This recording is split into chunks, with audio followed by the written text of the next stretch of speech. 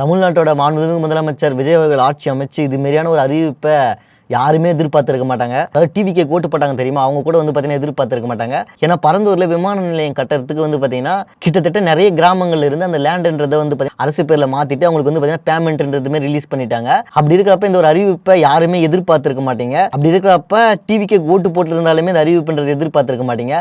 இது மூலமாக தமிழ்நாட்டோட மாண்புமிகு முதலமைச்சர் விஜய் அவர்கள் என்னென்ன பிரச்சனைகள்லாம் சந்திக்க போறாரு அப்படின்றத நம்ம இந்த வீடியோவில் பார்க்க போகிறோம். முதல் பிரச்சனையே என்னன்னா, இப்போ பார்த்தீங்கன்னா விமான நிலையம் கட்ட மாட்டோம் அப்படின்ற மாதிரி சொல்லிட்டாரு.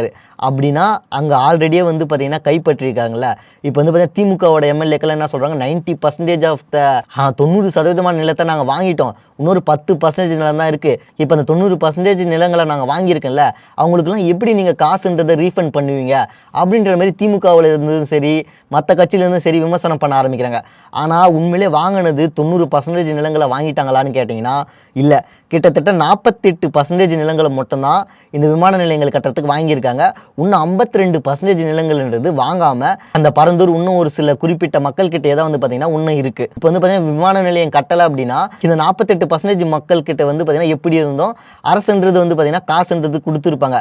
இப்போ அந்த காசை பார்த்தீங்கன்னா ரிட்டன் மட்டும் இவங்க கேட்டாங்க அப்படின்னா இந்த ஆட்சி மேலே மிகப்பெரிய ஒரு கெட்ட பேருன்றது ஏற்படும். அதனால தான் பார்த்தீங்கன்னா தொழில்துறை அமைச்சரான கீர்த்தனா அவர்கள் பார்த்தீங்கன்னா சொல்லிட்டாங்க, இதில் நாங்கள் வேற திட்டங்கள்லாம் வச்சிருக்கோம், அதெல்லாம் பொறுமையாக அறிவிப்பு பண்ணுற மாதிரி சொல்லிட்டாங்க. இப்போ இந்த பரந்தூர் விமான நிலையம் வேணாம் அப்படின்னு பார்த்தீங்கன்னா தமிழ்நாட்டோட மாண்புமிகு முதலமைச்சர் விஜய் அவர்கள் சொல்லிட்டாரு. அப்படின்னா வேற எங்க பார்த்தீங்கன்னா விமான நிலையம் கட்டுவாங்க? தமிழ்நாட்டோட முன்னாள் மாநில தலைவரான அண்ணாமலை அவர்களுமே பார்த்தீங்கன்னா கேட்டிருக்காரு, நீங்க பார்த்தீங்கன்னா பரந்தூர் விமான நிலையம் வேணான்னு சொல்லிட்டீங்க, ஆனால் அடுத்தது நீங்க எங்க விமான நிலையம் வைக்க போறீங்க அப்படின்றத உடனே சொல்லுங்க. ஏன்னா நீங்க தாமதிக்கிற காலம் எல்லாமே பார்த்தீங்கன்னா தமிழ்நாடு வளர்ச்சிக்கு பின்னோக்கி 10 வருஷம் போயிட்டுருக்கு அப்படின்ற மாதிரி சொல்லிட்டாரு.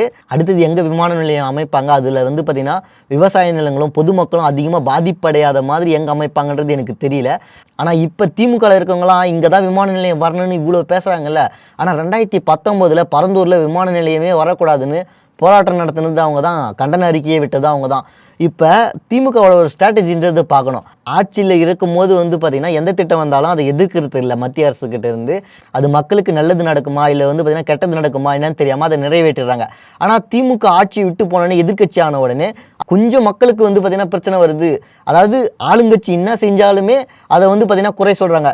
இப்போ இந்த இடத்துல பார்த்தீங்கன்னா விமான நிலையம் பார்த்தீங்கன்னா விஜய் அவர்கள் அமைக்கிறதுக்கு அனுமதி தந்திருந்தாலுமே விஜய் அவர்கள் பார்த்தீங்கன்னா தேர்தல் வாக்குறுதி கொடுத்துருக்காரு, இப்போ ஏன் இதுமாரி பண்ணுறாரு அப்படின்ற மாதிரி தான் எல்லாருமே சொல்லியிருப்பாங்க. அவர் சொன்னதை செஞ்சிருக்காரு. ஆக்சுவலாக ஒரு ஆட்சிக்கு வரதுக்கு முன்னாடியே சொல்லிட்டாரு, பரந்தூரில் விமான நிலையம் அமைக்கிறதுக்கு நான் விட மாட்டேன், விவசாயிகளாக கூட இருப்பேன் அப்படின்னு ஆட்சிக்கு வரத்துக்கு முன்னாடியே சொல்லிட்டாரு. அதை சொன்னதை இவர் செஞ்சிருக்காரு. உண்மையிலே தமிழ்நாட்டோட மாண்புமிகு முதலமைச்சரான விஜய் அவர்களை இந்த இடத்துல நான் பாராட்டுறேன். தமிழ்நாட்டோட எரிசக்தி துறை அமைச்சரான சிடிஆர் நிர்மல்குமார் அவர்களுக்கும் முன்னாள் அமைச்சரான தங்கம் தென்னரசு அவர்களுக்கும் மிகப்பெரிய சண்டை ஆயிடுச்சு சட்டசபையில். சிடிஆர் நிர்மல்குமார் அவர்கள் பார்த்தீங்கன்னா பரந்தூரில் விமான நிலையம் வந்தால் G2 மாப்பிள்ளைக்கு தான் அங்கே வசதியாக இருக்கும் அப்படின்னு சிடிஆர் நிர்மல்குமார் அவர்கள் சொல்கிறாரு. உடனே தங்கம் தென்னரசு அவர்கள் பார்த்தீங்கன்னா டென்ஷன் ஆகிட்டு எழுந்து பார்த்தீங்கன்னா என்ன வார்த்தை சொல்லிட்டாரு அப்படின்னா, அப்போ நீங்கள் லாட்ரி மருமகனுக்கு ஆதாயம் தேடுறதுக்காக தான் பரந்தூரில் விமான நிலையம் வேணான்னு சொல்லிட்டு இப்போ ஏதோ பெரிய ஒரு லேண்டில் இன்வெஸ்ட்மெண்ட் பண்ணியிருக்காரு, அங்கே போய் நீங்கள் விமான நிலையம் கட்டுறதுக்கு பார்த்துட்ருக்கீங்க அப்படின்ற மாதிரி அண்ணன் தங்கம் தென்னரசு அவர்கள் பார்த்தீங்கன்னா சொல்லிட்டாரு. ரெண்டு பேரும் மாற்றி பார்த்தீங்கன்னா அடிச்சுக்கிட்டாங்க. இந்த விவசாயிகளுக்கு பார்த்தீங்கன்னா முழு கடனும் தள்ளுபடி பண்ணலை அப்படின்னு சொல்லிட்டு நிறைய பார்த்தீங்கன்னா விவசாயிகளுக்கு தாவே காட்சி மேலே ஒரு மிகப்பெரிய அதிருப்தி இருக்கிறதா பார்த்தீங்கன்னா நிறைய பேர் சொல்லிட்டு இருந்தாங்க. ஆனால் அது எல்லாத்தையுமே பார்த்தீங்கன்னா பரந்தூருன்ற அந்த இடத்துல விமான நிலையம் வராதுன்னு சொல்லி, அதாவது அவர் சொன்னதை செஞ்சு தமிழ்நாட்டோட மாண்புமிகு முதலமைச்சர் விஜய் அவர்கள் மிகப்பெரிய இடத்த பிடிச்சிட்டாருன்னு தான் சொல்லுவேன். இந்த விஷயத்தெல்லாம் பற்றி நீங்கள் என்ன நினைக்கிறீங்கன்றத கமெண்ட் செக்ஷன் சொல்லிட்டு போங்க.